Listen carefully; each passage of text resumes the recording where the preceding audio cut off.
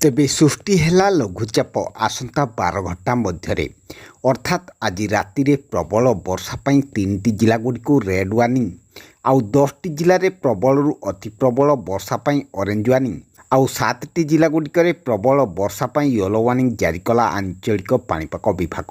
ତେବେ ଆସନ୍ତୁ ନଜର ପକାଇବା ଆଜି ରାତି ମଧ୍ୟରେ ଭୀଷଣ ବର୍ଷା ପାଇଁ 3ଟି ଜିଲ୍ଲାଗୁଡ଼ିକୁ ରେଡ୍ ୱାର୍ଣ୍ଣିଂ ଜାରି କରାଯାଇଥିବା ଜିଲ୍ଲାଗୁଡ଼ିକରେ ପ୍ରବଳରୁ ଅତି ପ୍ରବଳ ବର୍ଷା ପାଇଁ ରେଡ୍ ୱାର୍ଣ୍ଣିଂ ଜାରି କରାଯାଇଥିବା ଜିଲ୍ଲାଗୁଡ଼ିକ ହେଉଛି ଭଦ୍ରକ, କେନ୍ଦ୍ରାପଡ଼ା, ଜଗତସିଂହପୁର।